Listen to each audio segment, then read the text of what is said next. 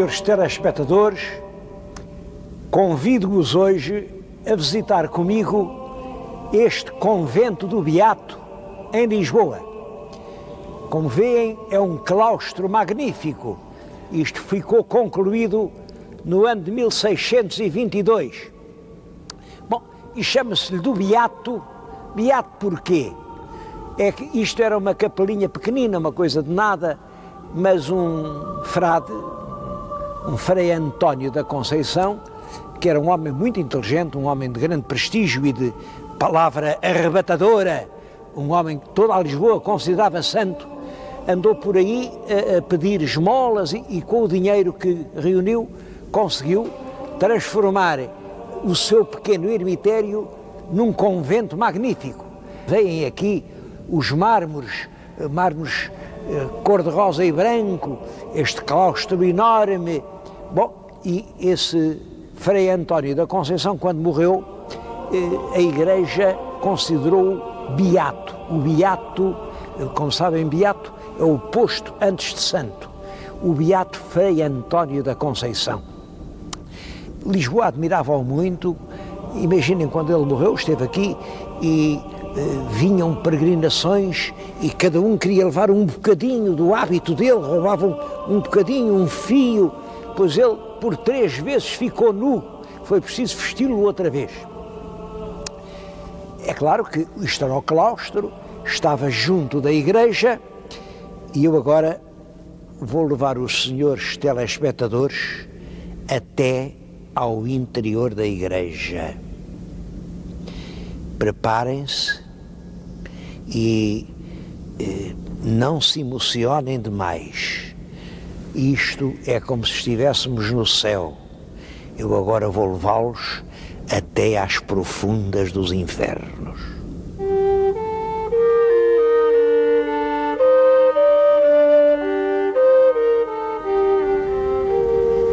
A fachada da igreja é esta. No fundo é ainda a que o Beato António imaginou. É claro, faltam-lhe as 2 torres. Ela tinha uma grande torre a cada lado e quando isto foi transformado em fábrica, as fábricas não precisam de torres para nada. Reparem na porta. A porta é ainda da primitiva. Cada porta é de 1600 e poucos. É uma porta com quase 400 anos. Se abrirmos as portas, vemos aquilo em que hoje se transformou a igreja.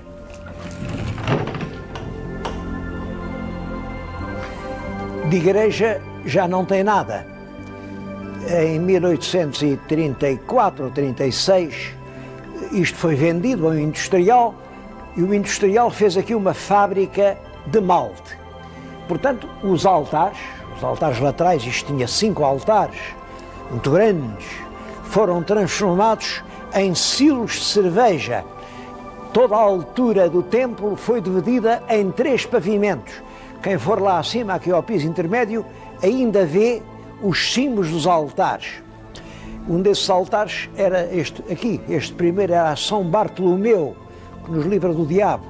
Mas havia ali um outro que era a Nossa Senhora das Barraquinhas. Era um altar da gente do povo, em que pediam a Nossa Senhora que protegesse as suas barraquinhas, pequenas casas onde viviam e em que pediam que os temporais lhes não levassem.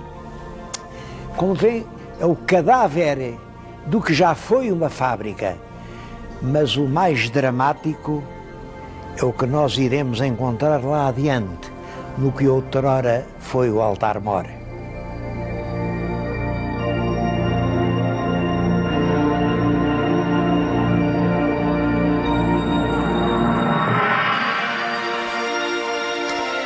A Capela-Mor era aqui e diz o céu aberto na terra, que é uma crónica monástica do século XVII, que era a capela mais alta que existia em Lisboa.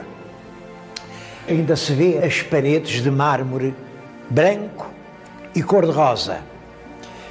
Foi aqui nesta capela que uma filha dos segundos condes de Linhares, Dona Joana de Noronha, mandou instalar o panteão da família. O Panteão dos Noronhas era aqui. Vêm atrás de mim uma lápide, só conseguem ler as primeiras letras, reparem com atenção. S, quer dizer sepultura de Dom António de... Depois fizeram aqui um muro de tijolo que tapou.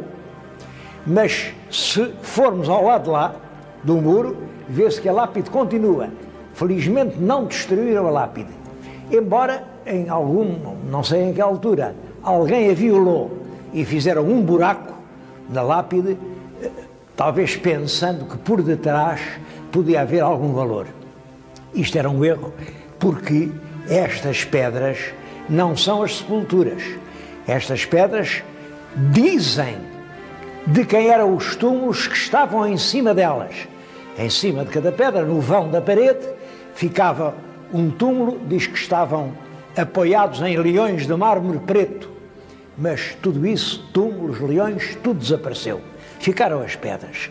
Esta é do primeiro conde de Linhares, que era filho do primeiro marquês de Vila Real. Foi um homem muito importante no seu tempo, era escrivão da puridade do rei Dom Manuel. Este homem tinha um alcunha, chamava-lhe o Narizes. O Narizes por uma razão.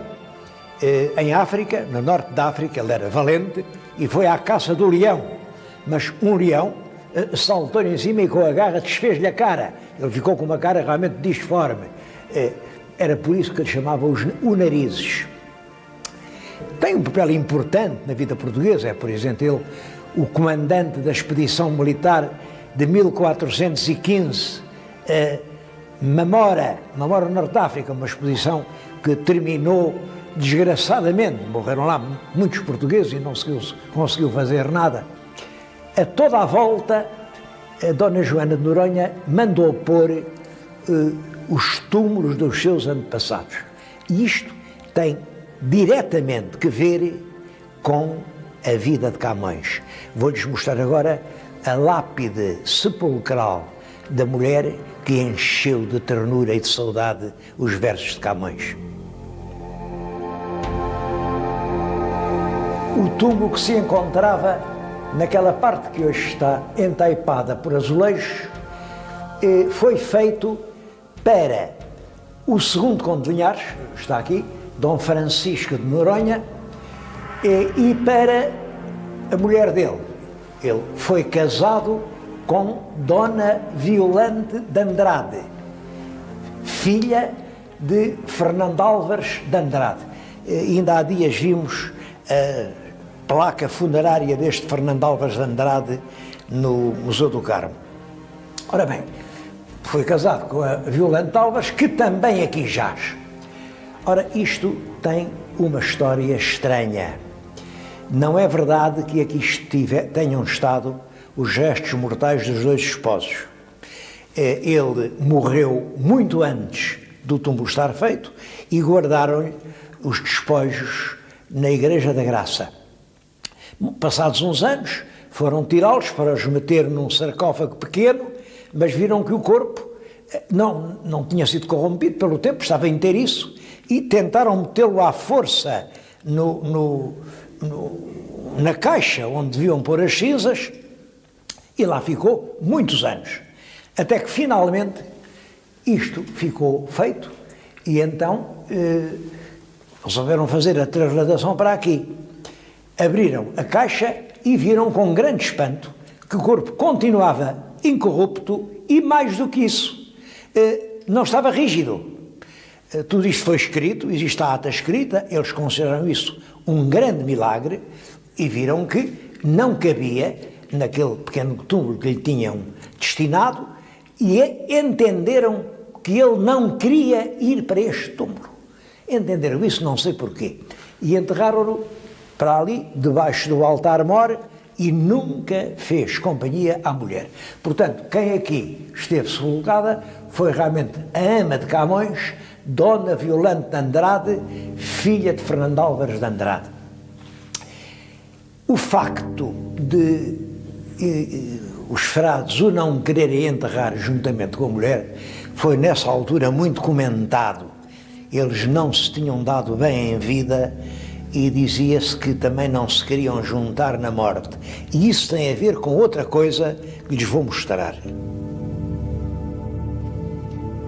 Outra lápide muito comovente é esta: sepultura de Dom António de Noronha, primeiro filho dos segundos condes de Linhares, Dom Francisco e da Condessa Dona Violante, que os mouros mataram em Ceuta em 29 de abril de 1553, sendo ele de 17. Dona Joana de Noronha, sua irmã, que nunca casou, lhe fez esta capela à sua custa. Quando a acabou, que foi no ano de 1622, trasladou seus ossos da sede de Ceuta a esta sepultura e não a deu aos mais irmãos seus, porque 2 deles morreram em África com El Rei Dom Sebastião e outros 2 nas partes da Índia, e 2 outros são religiosos na Ordem de Santo Agostinho.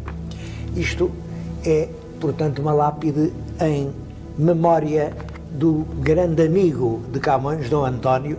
Os biógrafos dizem que Camões foi mestre de Dom António, penso que não há fundamento nenhum para isso, mas era escudeiro na casa do pai de Dom António e dedicou-lhe algumas poesias extremamente comoventes. Agora, o estranho é que a própria Dona Joana, que pensou em meter aqui toda a família, tem ali uma lápide a dizer que ela é que não está cá. Vamos vê-la.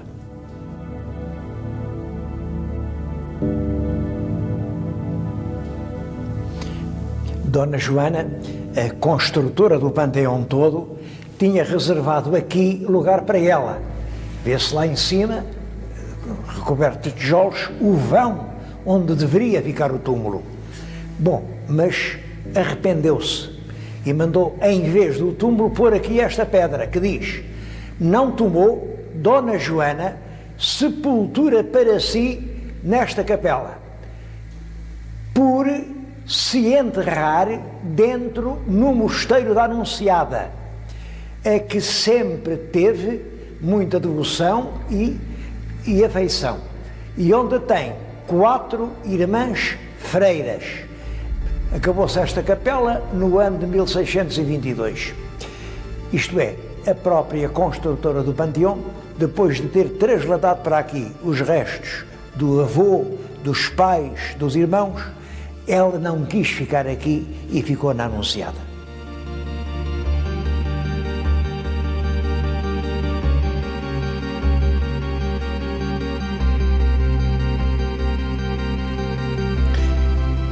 Bom, a fábrica do malte acabou, o panteão dos Noronhas, ninguém mais se lembrou dele, e hoje é praticamente um espaço abandonado. Apesar disso, é em toda a Lisboa, eu digo mesmo em todo o nosso país, o lugar com mais reminiscências camonianas.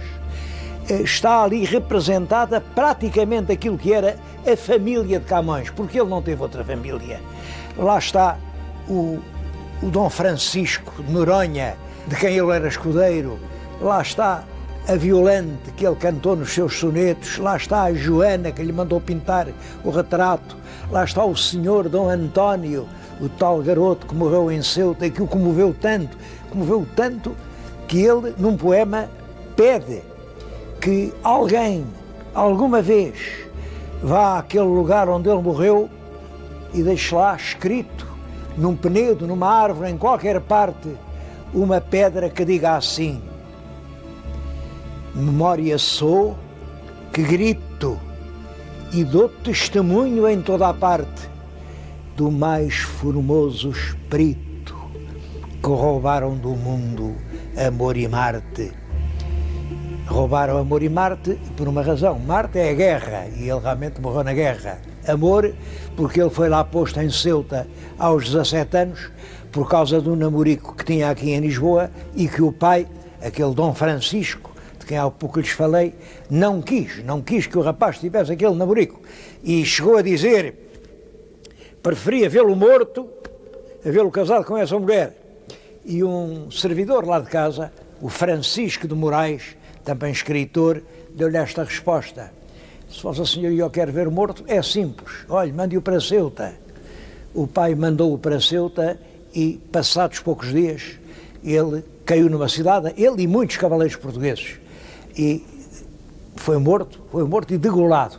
Os espólios que lá embaixo estão enterrados são o esqueleto de um jovem, mas não tem cabeça, foi degolado. Tudo isso evoca Camões sob todos os aspectos. Aquele é o panteão dos amos de Camões. E isto é muito importante, os amos de Camões. Como sabem, durante muito tempo, a vida de Camões era objeto de muitas fantasias.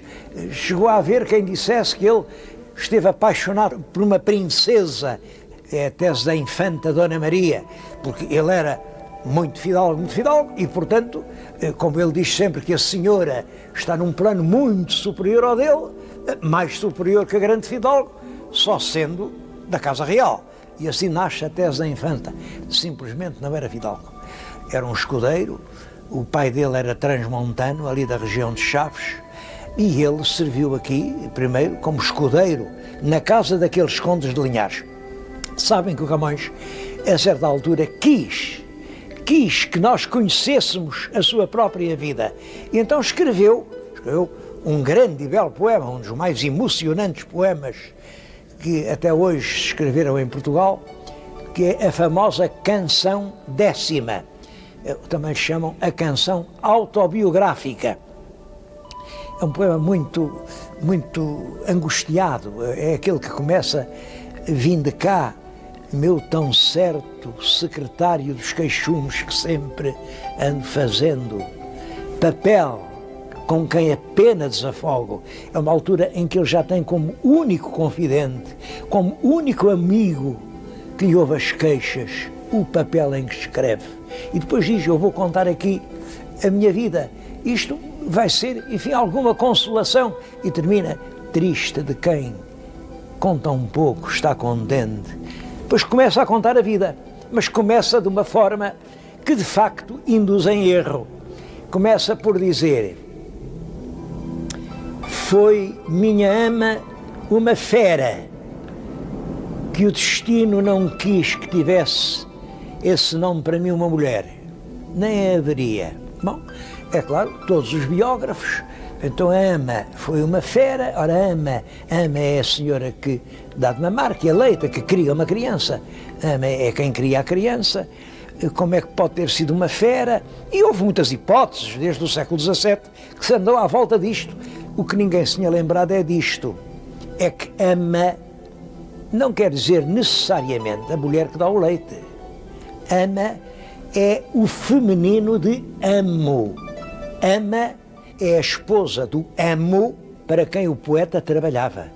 Ora, nós hoje sabemos perfeitamente, e ninguém põe isto em dúvida, que Camões trabalhou na casa do segundo conde de Linhares, do Dom Francisco de Noronha. E, portanto, esse era o amo, a ama era a esposa do Dom Francisco de Noronha. Era aquela dona Violante de Andrade, cuja pedra vimos lá embaixo. Aquela é que era a fera de que ele se queixa. Claro, fera num sentido muito poético, fera no sentido da mulher que o fez sofrer, da mulher que de certo modo o perseguiu a certa altura da vida e da mulher pela qual ele, durante a vida inteira, teve um sentimento fortíssimo.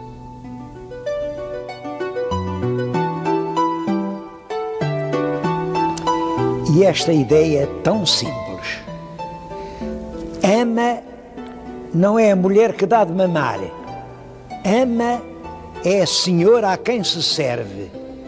Esta ideia tão simples alterou completamente as nossas ideias sobre a vida de Camões.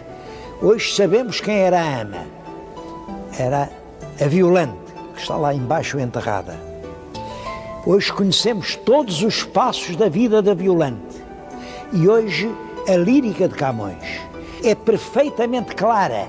Hoje já não há mistérios. Antigamente havia dezenas e dezenas de versos enigmáticos. As pessoas diziam, mas que diabo quer isto dizer?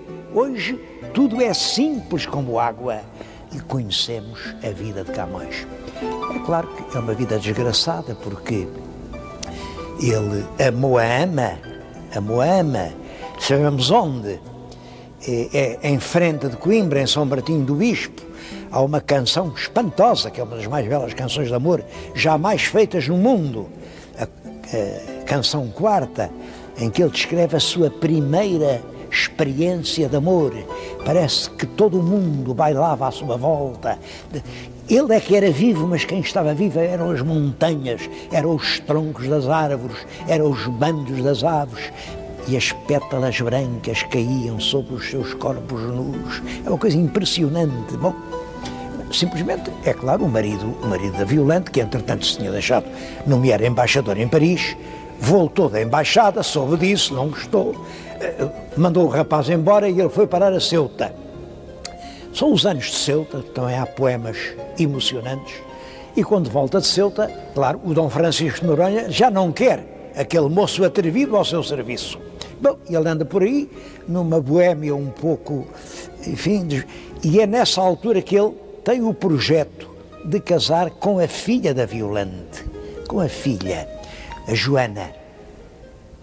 Bom, é esse, como ele diz na autobiografia, a causa verdadeira do seu drama.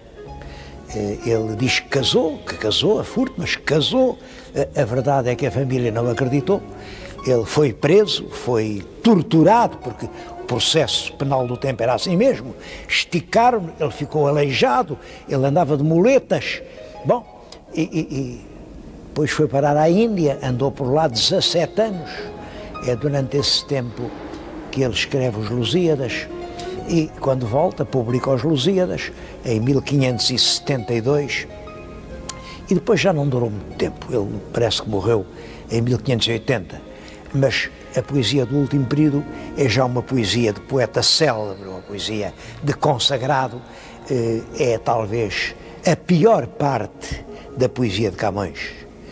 A melhor é desse ciclo dramático, desse ciclo em que ele ama desesperadamente uma mulher, mas que é perseguido, não é correspondido.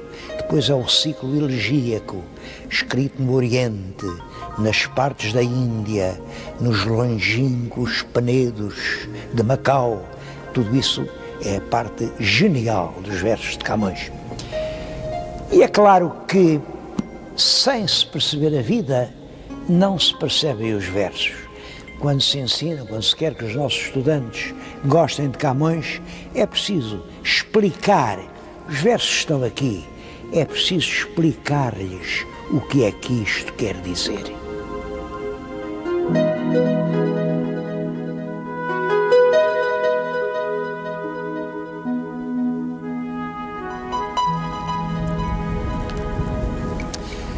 Tudo isto, aquele lindíssimo claustro, as salas conventuais, as ruínas da igreja, tudo isto está na posse privada e pertence a uma empresa que é dona de uma indústria famosa em Portugal, uma panificadora fundada na primeira metade do século XIX e que ainda hoje existe. Devo dizer que os donos desta indústria têm dado uma lição de atenção e cuidado pelo passado. O claustro, as salas do convento estão tratados com toda a minúcia, com todo o respeito.